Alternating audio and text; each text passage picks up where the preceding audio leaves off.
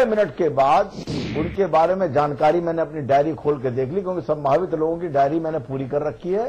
और उनको नमस्कार कर दिया कि कृपा करके भारतीय जनता पार्टी में आपके लिए कोई स्थान नहीं है। ठीक है। और ना हम आपको सदस्य बनाएंगे, ना हम आपको किसी प्रकार का भविष्य में सहयोग देंगे। वाजपेयी जी, समाजवादी पार्टी के कुछ एक नेताओं से आज हमारी बात हो रही थी। जिन नेताओं से हमारी बातचीत हुई वो उनका दामन खुद दागदार है, लेकिन उन्होंने अमित भाई शाह का नाम भी लिया। उन्होंने कहा कि जिस भारतीय जनता पार्टी की कमान अमित भाई शाह नाम के एक ऐसे व्यक्ति के ऊपर हो जो गुजरात से तड़ी पार रहा हो, जिसका दामन अभी भी दागदार ना हुआ हो, उसको बीजेपी उत्तर प्रदेश की कमान सौंपे हुए है। और सदन के भीतर और सदन के बाहर जो बीजेपी के राष्ट्रीय नेता हैं वो इस पूरे मुद्दे पर ढोंग करते नजर आते हैं। ये उसका शब्द था। जिनका भी ये शब्द था वो अच्छा हो कि अपनी गिरेबान झांक कर देख लें। अमित शाह जी पर उत्तर प्रदेश की कमान नहीं है, उत्तर प्रदेश की कमान है डॉक्टर लक्ष्मीकांत वाजपेयी के हाथ में। प्रभारी तो हैं आपके वो अमित, सुन लीजिए, प्रभारी हैं हमारे वो। और हमारे यहाँ और बेहद ताकतवर हैं। अमित शाह के सामने डॉक्टर लक्ष्मीकांत वाजपेयी जी की कितनी चलती है वो तो वाजपेयी जी ही जाने, मैं इसमें कुछ नहीं कहना चाहूंगा। लेकिन मोदी के दूत के तौर पर उन्हें भेजा तो गया है ना। मोदी के दूत हैं या नहीं है ये बात मैं इसलिए नहीं मानने को तैयार हूं कि वो भारतीय जनता पार्टी के राष्ट्रीय महामंत्री हैं। और राष्ट्रीय महामंत्री के नाते राष्ट्रीय पदाधिकारियों को विभिन्न राज्यों का प्रभार दिया जाता है। परंपरा है ये। ठीक है। उस नाते उनको प्रभार मिला है। उन पर कौन सा अपराध सिद्ध है, नंबर 1। ठीक है। कौन सा लूट, डकैती, हत्या, बलात्कार, भ्रष्टाचार या राष्ट्र विरोधी काम का आरोप है उन पर। तो फिर सुप्रीम कोर्ट से सुप्रीम कोर्ट में उनके खिलाफ जो मामला लंबित है और उन्हें गुजरात से बाहर भेजा गया, वो किस लिए भेजा गया था? नहीं, सुन लीजिए, उसी न्यायालय ने जिसने उनको तड़ी पार करने के आप आदेश की बात कर रहे हैं, उसी न्यायालय ने उनको गुजरात जाने की इजाजत दी है। लेकिन क्लीन चिट गुजरात में रहते हैं। तो इसलिए वो जो समाजवादी पार्टी के मित्र जिनसे भी आपकी चर्चा हुई है, उनका जो ये आरोप है ये गलत है। और ये आरोप लगाने से पहले समाजवादी पार्टी को सोचना चाहिए कि 100 चूहे खा के बिल्ली हज करने चली है। नहीं, वो बिल्ली हज करने जा रही है वो ठीक है, दूसरी बात है, लेकिन आप वाली बिल्ली वो भी हज पे क्यों जा रही है? नहीं जा रही, वो यहाँ की राजनीति में कोई हक पार्ट अदा नहीं कर रहे। अमित शाह जी ने स्पष्ट किया है कि मैं बूथ की रचना और संगठन का काम करने आया हूं, यहाँ की पॉलिटिकल गतिविधियों से मेरा कोई लेना देना नहीं।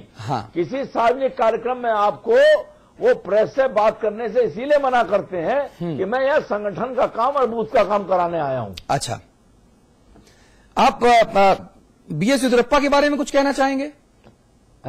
येदियुरप्पा पार्टी में नहीं है? नहीं, पार्टी में नहीं है, लेकिन येदियुरप्पा से मुझे सवाल तो सुन लीजिए पूरा। पार्टी में निकालने के कारण ही हमने कर्नाटक की सरकार खोई। सवाल तो मेरा सुन लीजिए। येदियुरप्पा जी अगर हमारे साथ होते तो कर्नाटक की सरकार हम नहीं खोते। सवाल तो मेरा सुन लीजिए। अम्मा जयललिता हो, बीएस येदियुरप्पा हो, इन दोनों के बारे में दावे बड़े साफ साफ किए जा रहे हैं कि ये आगामी लोकसभा चुनावों के पहले या बाद एनडीए को बाहर से समर्थन देंगे अगर शामिल ना हुए तो एनडीए में। क्या आप आज ये घोषणा करना चाहते हैं हमारे 20 करोड़ दर्शकों के सामने कि चूंकि बीजेपी, सुनिए तो, चूंकि बीजेपी दागियों से दूर रहेगी इसलिए इन दोनों का समर्थन नहीं लेगी, सरकार बने चाहे ना बने? मैं उत्तर प्रदेश का अध्यक्ष हूं जी। उत्तर प्रदेश की सीमा में सामान्यतः मुझको कहने का हक है। ठीक है। और उस दायित्व का मैं ईमानदारी से आपका ये हक आपके पास अक्षुण रहे, ये मेरी कोशिश रहेगी। अविनाश दीक्षित जी हमारे साथ हैं, आप कांग्रेस की नुमाइंदगी कर रहे हैं। भाई अविनाश दीक्षित जी, आज का जो फैसला है, इस फैसले पर आपकी प्रतिक्रिया क्या है? हमारी प्रतिक्रिया यह है कि कानून ने अपना काम किया है, अदालत ने उसका अपना फैसला दिया है सारे पक्षों को सुनने के बाद में, और अदालत के निर्णय पे कोई रिएक्शन देना तो कोई समझदारी की बात है नहीं। अदालत ने निर्णय दिया, सर्वमान्य है, बात खत्म है, इसमें कुछ क्या कह सकते हैं। अच्छा, बिहार में लालू प्रसाद यादव आपके काम के नहीं थे लेकिन नीतीश कुमार आपके काम के हैं। कहा जा रहा है कि इसीलिए प्रणब मुखर्जी साहब से लेकर राहुल गांधी तक इस अध्यादेश को, जो श्रीमती सोनिया गांधी जी की अध्यक्षता में इस अध्यादेश को पारित कराने का प्रस्ताव रखा गया था, उसको वापस लिया गया और बकवास है और फाड़ कर फेंक दो वाली बात राहुल गांधी से कहलवाई गई, उन्हें जबरन हीरो बनाने के लिए। देखिए, इसमें दो बातें मैं बड़ी स्पष्ट तौर पे आपको साफ कर देना चाहता हूँ। कोई उनसे कहलवाया नहीं गया, ना उन्होंने कोई जबरन तौर पे उनसे कोई कहलवाया गया हीरो बनाने के लिए। ये सब आपका मीडिया का एक अपना तरीका है चीजों को सनसनीखेज तरीके से प्रस्तुत करने का, वो आप उसके लिए अधिकार है आपको, आप उसका उपयोग करें, सदुपयोग करें, दुरुपयोग करें, वो आपके साथ है। उसमें मुझे कुछ नहीं करना। मीडिया राहुल गांधी की तारीफ करता रहे, मीडिया राहुल गांधी को अकारण बेवजह हीरो बनाता रहे, तो मीडिया बहुत अच्छा। तो आपका प्रश्न जो है वो निरर्थक चला जाएगा। मैं आपके प्रश्न की करने के लिए पूरी बात कह लूँ जी, कहिए प्लीज। आपने दूसरी बात ये कही कि नीतीश के साथ है, लालू के साथ नहीं है। इनके देखिए, ये जो अध्यादेश लाया गया था व्यक्ति विशेष के लिए नहीं लाया गया था। एक ऑल पार्टी मीटिंग में जनरल कंसेंसस था, जिसकी भाजपा भी जो है वो उसमें वो पार्टिसिपेट कर रही थी। उन्होंने तो सदन में ही मना कर दिया था। नहीं, सदन में मना कर दिया था, ऑल पार्टी मीटिंग में हाँ कहा था, बाद में अब ये तो भाजपा की राजनीति हो गई, अंदर कुछ बाहर कुछ दोनों ही नीति। अच्छा, मुझे बताइए, ऑल पार्टी मीट में अगर सारे नेता मिलकर कोई फैसला करें जो गलत हो, दिन को अगर रात कहने का आप फरमान जारी करते हैं, तो क्या वो देश की जनता मान लेगी? सवाल ये है कि ये नेता किसकी नुमाइंदगी करते हैं, आप बताइए। और इसका गलत और सही का चुनाव कौन करेगा? नहीं, क्या केवल मीडिया? ना दीक्षित जी गलत पिच पर बल्लेबाजी कर दी है आपने। अगर सुनिए, तो फिर गुजरात के मुख्यमंत्री नरेंद्र भाई दामोदर दास मोदी को क्लीन चिट मिल जानी चाहिए दंगे के आरोपों में। चुनाव जीतना अगर पराकाष्ठा होती दीक्षित जी, तो नरेंद्र मोदी तो चौथी बार मुख्यमंत्री हैं। फिर क्यों बार बार कांग्रेसी दंगा चलाते घूमते हैं? शब्दों को तोड़ मरोड़ कर पेश ना करें। मैंने ऐसा नहीं कहा कि जनता क्लीन चिट दे रही है। हाँ। मैंने कहा कि आपने कहा कि जिसको सारे नेता मिलकर तय कर लें, तो आखिर नेता किसकी नुमाइंदगी कर रहे हैं? नेता जनता की नुमाइंदगी करते हैं, फिर वही नेता तो बलात्कार भी करते हैं। और अगर गुजरात की नुमाइंदगी 6 करोड़ जनता की नुमाइंदगी नरेंद्र मोदी कर रहे हैं, तो फिर मोदी दंगाई कैसे हो गए? आप लोगों के शब्दों में कांग्रेसियों के विचार से। लालू जी भी एक क्षेत्र से लोकसभा का चुनाव जीत कर आए हैं, लेकिन अगर न्यायालय ने उनको सजा सुनाई है तो उनको सजा सबको मान्य है। अगर 6 करोड़ जनता ने गुजरात की मोदी जी को चुनकर भेजा है, रशीद मसूद के खिलाफ अगर 10 तारीख को फैसला आएगा, वो भी मान्य होगा। इसी तरह इसी स्पोर्टिंग स्पिरिट से पूरी नहीं होने देंगे तो बात तो कोई उसका कोई अर्थ ही नहीं रह जाएगा भाई। नहीं, बोलिए आप दीक्षित जी, बोलिए। अगर गुजरात की 6 करोड़ जनता ने उन्हें चुन के भेजा है, हाँ। लेकिन कोई न्यायालय उन्हें किसी अपराध की वजह से सजा अगर सुना दे, ठीक है, तो उसके लिए वो 6 करोड़ की जनता से चुने जाने का कोई अर्थ नहीं है। वो अलग प्रक्रिया, ये अलग प्रक्रिया है। बिल्कुल ठीक कह रहे हैं आप। लेकिन जिन लोगों को सजा नहीं सुनाई और जिन 169 जो संसद में बैठे सांसद हैं, 187, अगर उनके ऊपर संगीन मुकदमे हैं और वो ऑल पार्टी मीटिंग के नाम पर अपने आप को बचाने का ये भौंडा कृत्य करते हैं, तो क्या देश की जनता और लोकतंत्र के साथ गद्दारी नहीं है?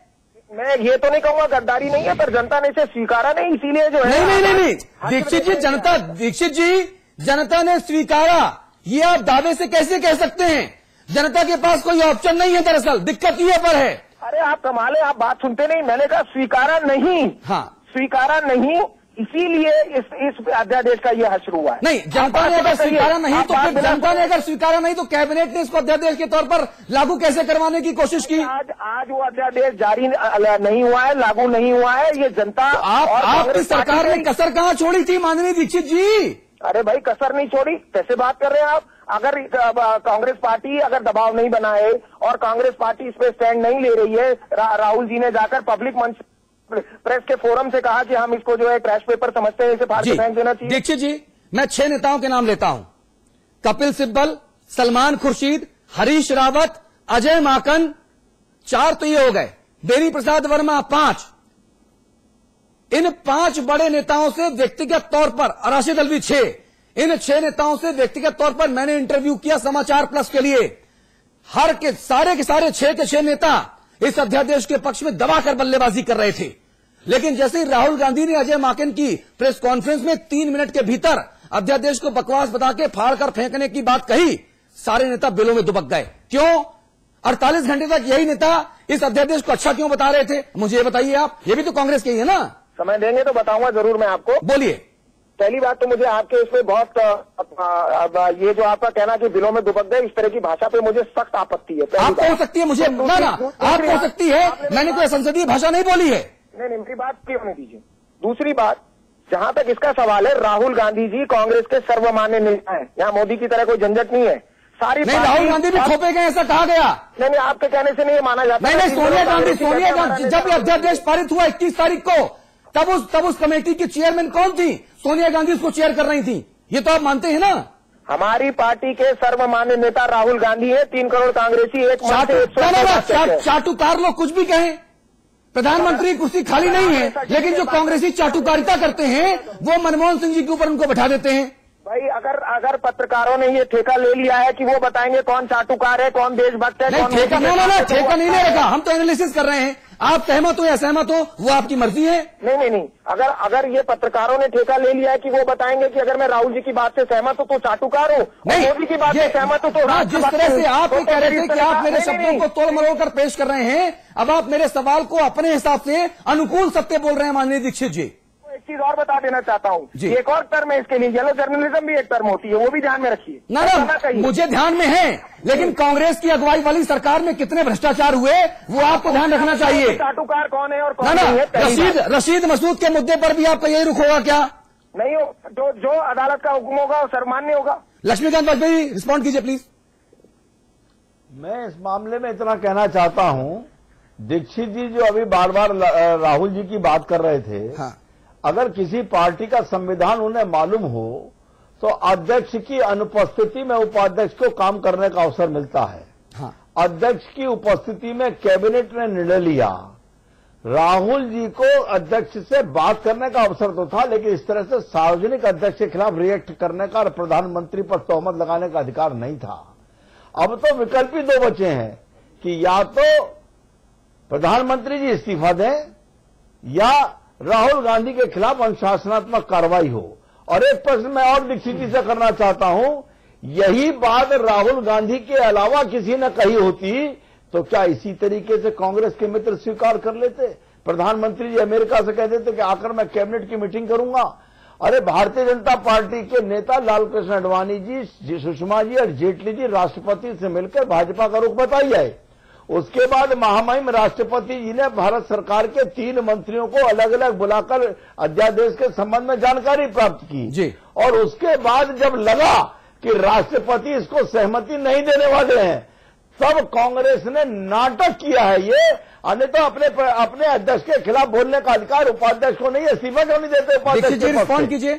मैं ये कहना चाहता हूं, पहले तो ये माननीय मित्र बैठे हैं भारतीय जनता पार्टी से, उनको भारतीय लोकतंत्र के कामकाज की थोड़ी जानकारी कम नजर आती है। कैबिनेट की अध्यक्षता जो है वो प्रधानमंत्री करते हैं। तब से काम कर रहा हूं। प्रधानमंत्री करते, कांग्रेस अध्यक्षा किसी कैबिनेट की बैठक की जो है ना वो अध्यक्षता नहीं करती। मौजूदगी थी उनकी? नहीं थी। आप तथ्यों को गलत तरीके से पेश कर रहे हैं। कैबिनेट की मीटिंग में सोनिया गांधी जी ने आज तक पिछले 10 साल में कभी पार्टिसिपेट नहीं किया, और मैं ये बात दावे से कह सकता हूं, सार्वजनिक जीवन से संन्यास ले लूंगा अगर ये बात सच प्रूव हो गई तो। नहीं कहा तो भी उपाध्यक्ष को अध्यक्ष की अनुमति के बिना जहां तक कांग्रेस पार्टी विषय बोलना चाहिए क्या? जहां तक कांग्रेस पार्टी में अपनी आंतरिक पार्टी के उपाध्यक्ष को प्रधानमंत्री मनमोहन सिंह के बनने के बाद अपनी बात पूरी करते हैं। कांग्रेस पार्टी अकेले नहीं है। आप अगर मुझे नहीं, अगर आप मुझे ये बताते रहेंगे कि कांग्रेस पार्टी कैसे काम करे तो मैं आपको सलाह दूंगा, आप भाजपा छोड़ के कांग्रेस में आ जाइए इंटरनली, फिर देखेंगे आप क्या सलाह देंगे। कोई भाजपा का बोलिए, दीक्षित जी आप बोलिए। वाजपेयी जी एक मिनट, वाजपेयी जी एक मिनट प्लीज। वाजपेयी जी एक मिनट प्लीज। दीक्षित जी अपनी बात कहिए।